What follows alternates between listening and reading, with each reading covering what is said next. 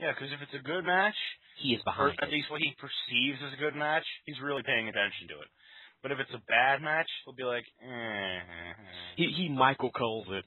Yeah, he overdoes it, and he even does the Michael Cole line sometimes. Like when Ghost Rider does his leg drop thing, he'd be like, "Vintage Ghost Rider." God damn you, Michael Cole. Like, bitch, what the fuck do you even say it then if you don't like Michael Cole? It's like, really, like, that's the thing. What is the fucking point of saying something going vintage and then put the guy's name there and goes, fuck you, Michael Cole? That makes no goddamn sense. Why'd you even say it then? It's like, this is the biggest night in the history of Caw. By the way, Tony Schiavone, you can eat a dick. That's like Bob Ross making a shot at ROH, and it's like, fuck you, Jim Cornette. I think... Well, don't even get me started on Bob Ross. There isn't enough time on the internet for me to say everything I hate about SMF.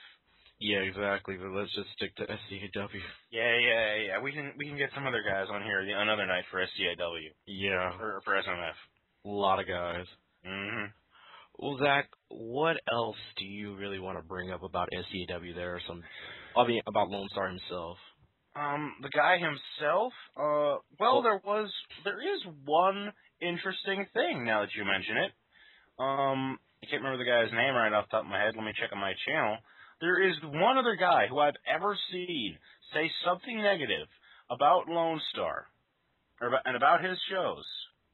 And you know what happened? Here it is. Here's the guy's name.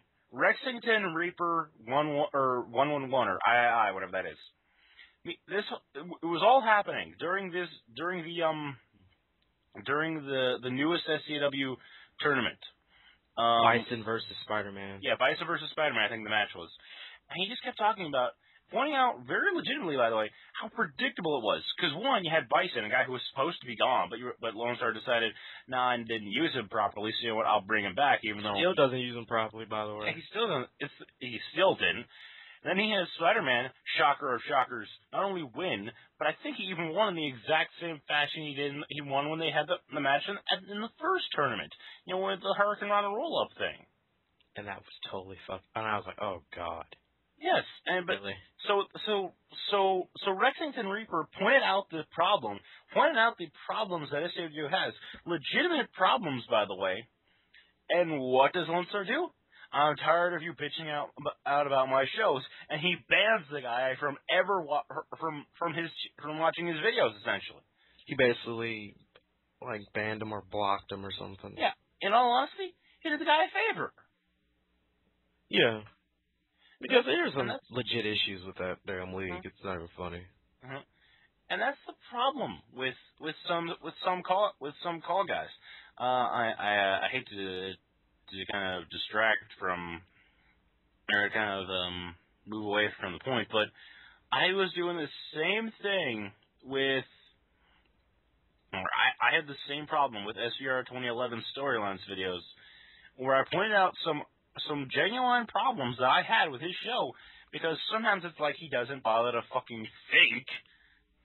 And what does he do? He blocks me from ever commentating on his videos, or from ever, making any sort of comments about, hey, this is stupid, or that's stupid, or why the fuck is that guy turning heel? Why the hell did you build a guy up just to drop the title? But, I don't know. That's the problem. Some guys can't take any criticism at all.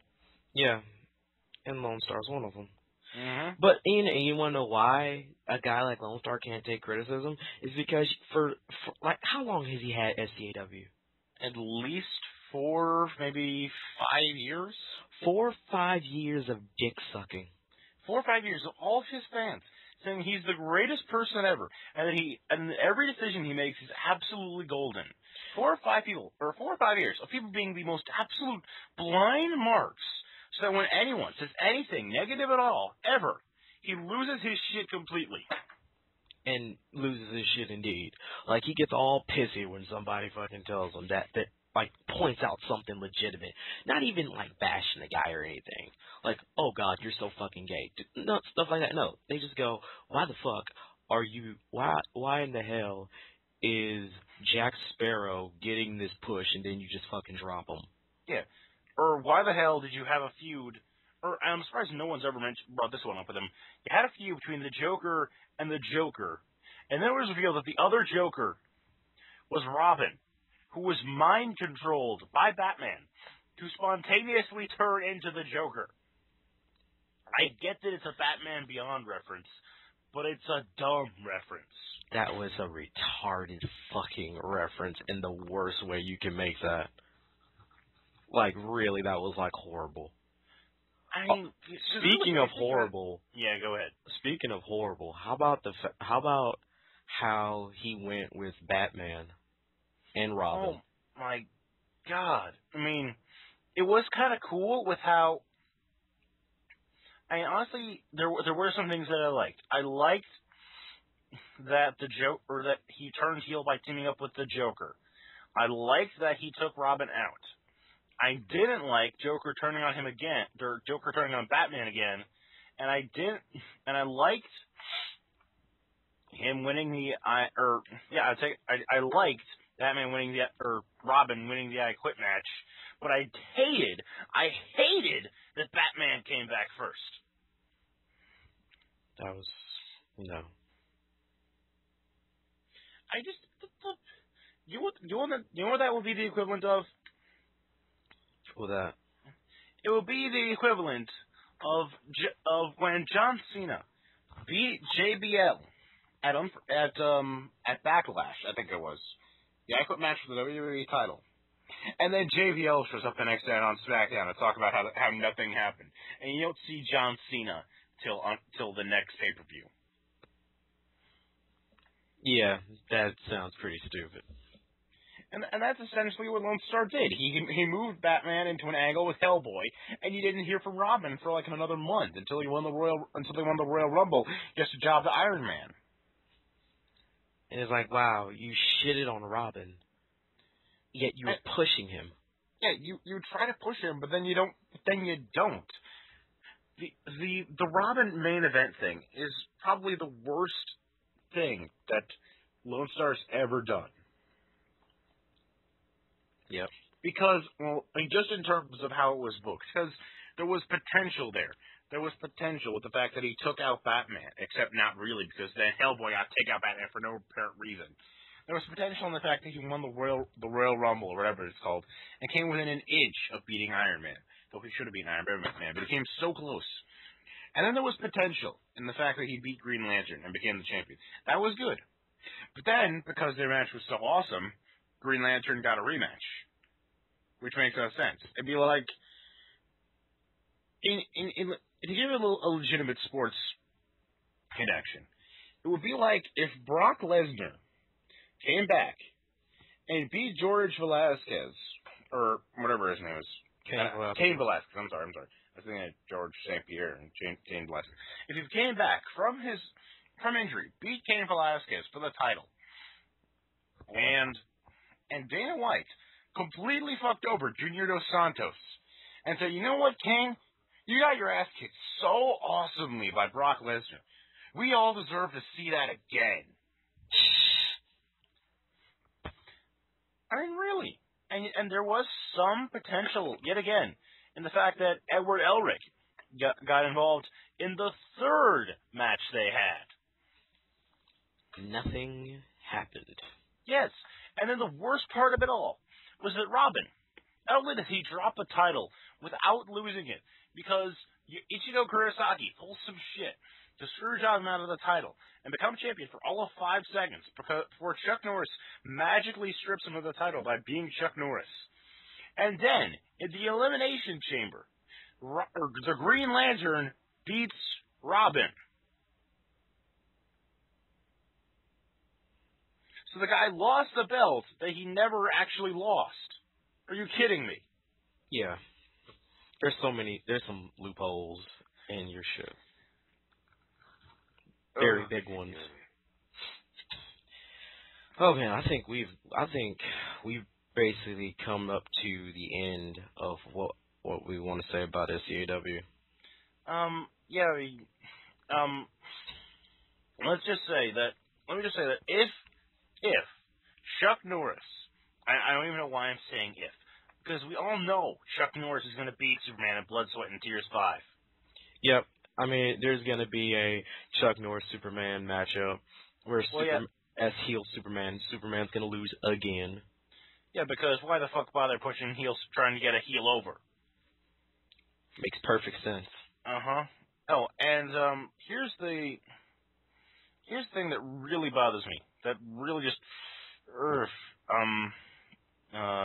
shit.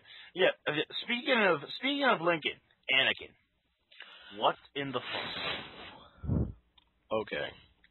I mean, I just want to keep this real simple. Same thing that you did with Hellboy. No, it was like, I take it back. It's even worse than you did with Hellboy. It's like when Randy Orton, for being over as a heel, to being over as a babyface, by the sheer fact of he was a badass, sort of, and then he never won that title. Because Anakin never won the title. He didn't win it when he was Darth Vader, and he was a badass heel murdering everyone except that one time Shaquille O'Neal squashed him, Yeah. or Inuyasha squashed him, and neither of those went anywhere. And he never won the title when he was over as a babyface. Now he's been moved into this feud. He, Hellboy, and Santa Claus. By the way, what the fuck is up with that tag team? But they've been moved into this feud with Dante and Ryo Hayabusa, who's a heel now for some reason, and Piccolo. And you know what? I'm hard pressed to root against Hayabusa, Piccolo, and Dante. Because of the just And you know what? These thrown guys have a together point. They deserve to be team. pushed. But you know what? Dante, Piccolo, and Hayabusa are not going to get pushed. No, they're not. They're basically there. They were basically put together to job to Anakin and Santa Claus and Hellboy, even though nothing's going to happen. That's the thing. He buries guys to push other guys, but then he never does anything with the other guys he winds up pushing. Because he's lazy. Just what the fuck? That's all I can really say. I mean, I wish we had a more definitive definitive note to end the show on, but what the fuck? Yeah. SCW, what the fuck? I mean, that's all we can really say about SCW, and really, we've come to the end of what we could say about the video. If we went on, I don't think this would be separated into 10 parts, and God forbid I don't want to do that. Oh, man, why you want to torture your fans listening to me for 3 hours? I don't even think New-TNA fans want to put over that shit. Exactly. Well, that's it. Guys, this has been the second episode of The Styles Clash. I am Loudon Styles. I'm Zach Shore. Woo, woo, woo. You know it, bro. So we will see you next time on The Styles Clash, episode 3.